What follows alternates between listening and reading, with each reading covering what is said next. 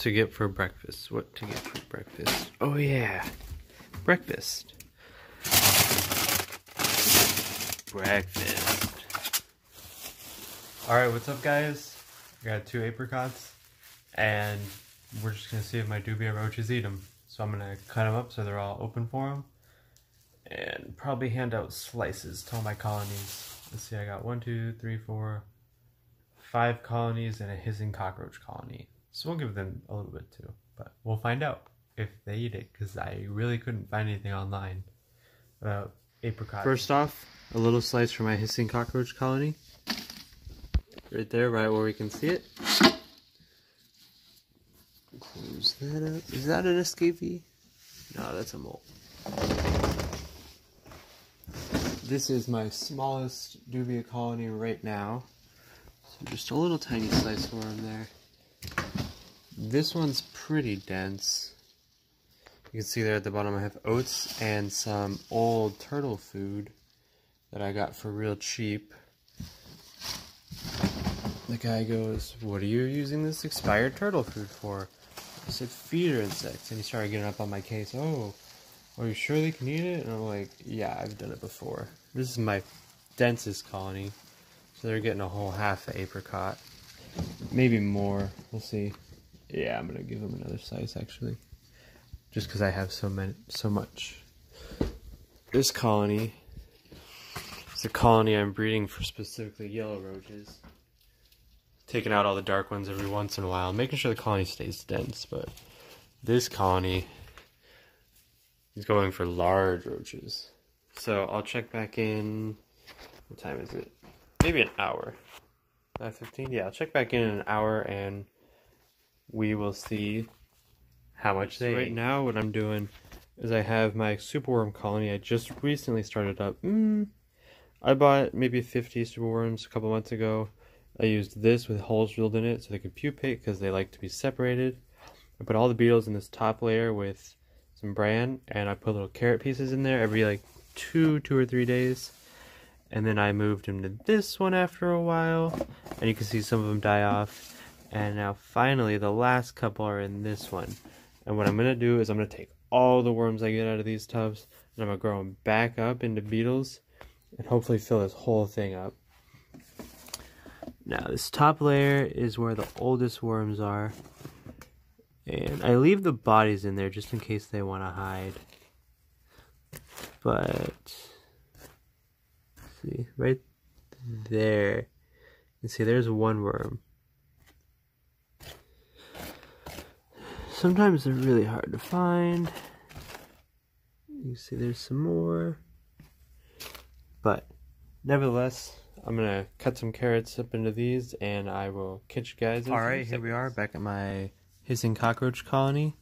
I can't see the apricot, so I think I ate it all. I think the hissing cockroaches actually ate it. I think the colony is denser than I imagined. I don't check it too often. This colony, not really. This one, definitely. Let me see if I can get the flash on there for you. Yeah, this colony is definitely eating away at it. It's taking them a little bit. This colony is doing some damage.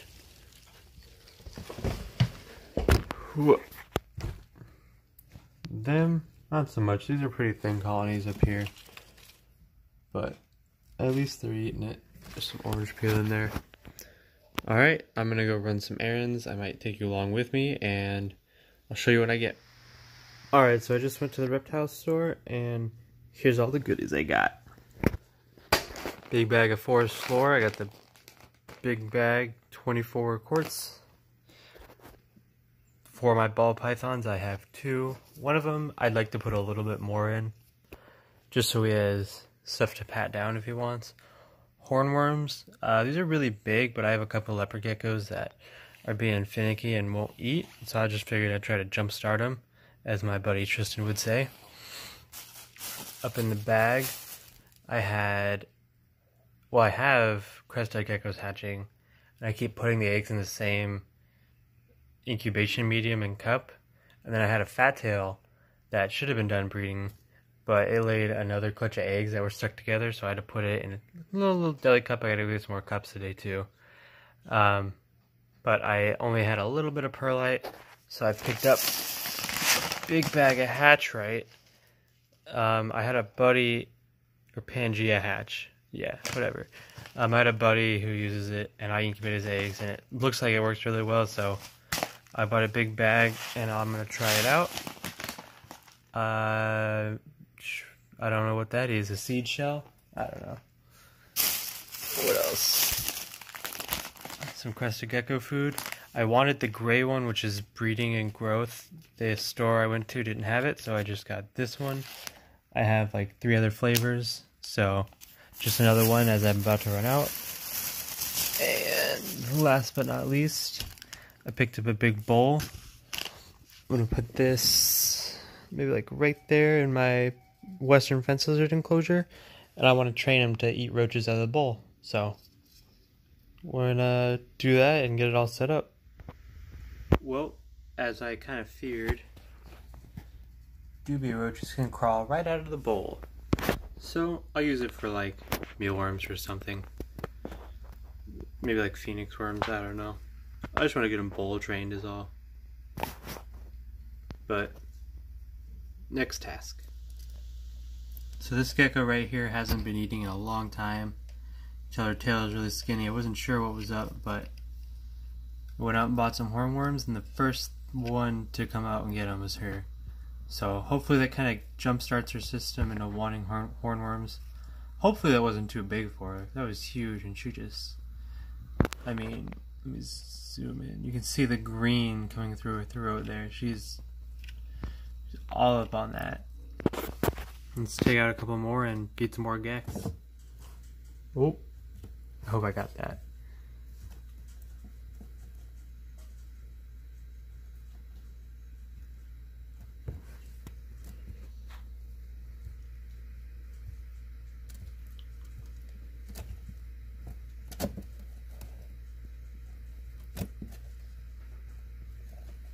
Let me get one for Lefty.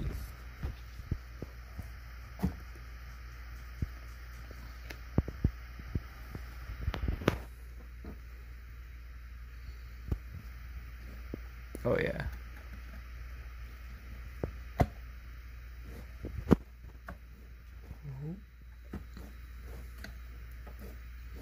Go get it, dude.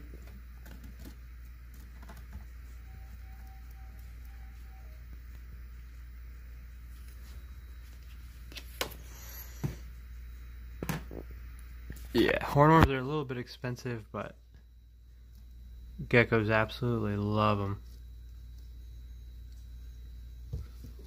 Oh, well, I guess she spit it out. Let's see if I can re-interest her in it.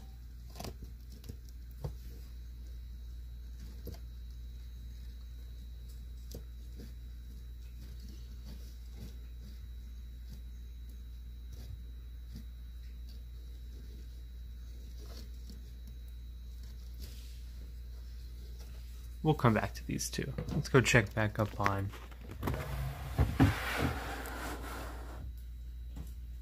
Sneaky. I named her Sneaky.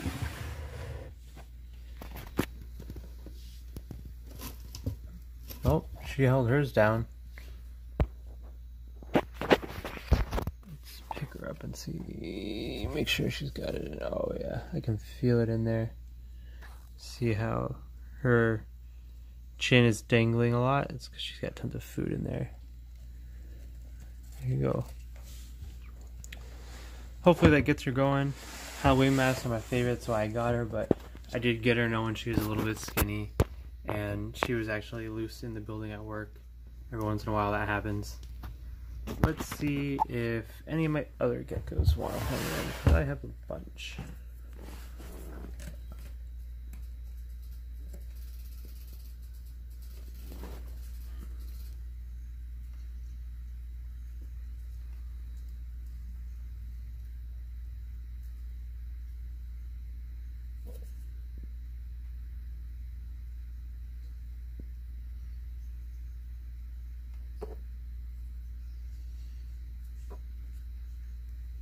Come on, buddy. This is really good. Just trust me.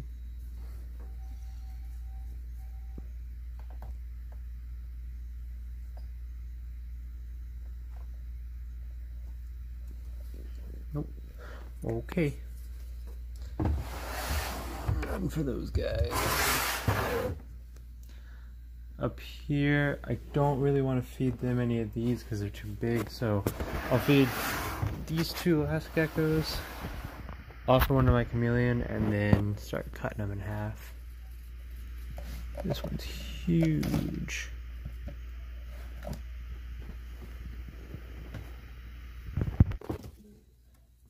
I think I fed them to these two before, so they should go crazy for them. Yep, there you go.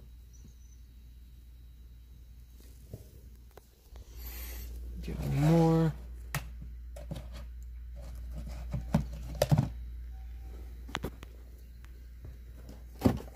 Oh, my nose.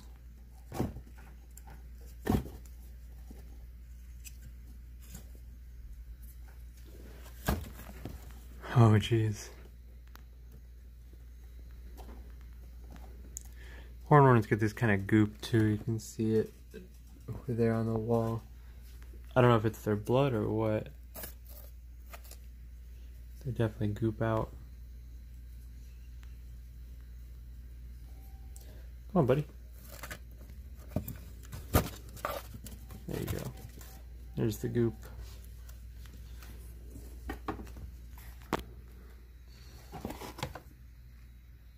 Man, I don't know. Some of these geckos keep spitting them out.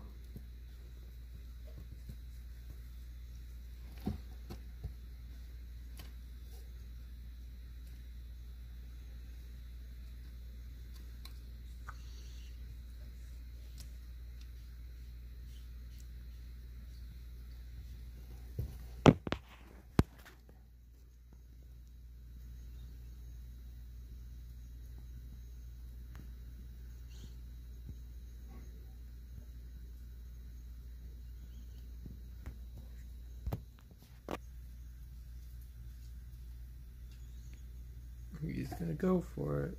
Yoink.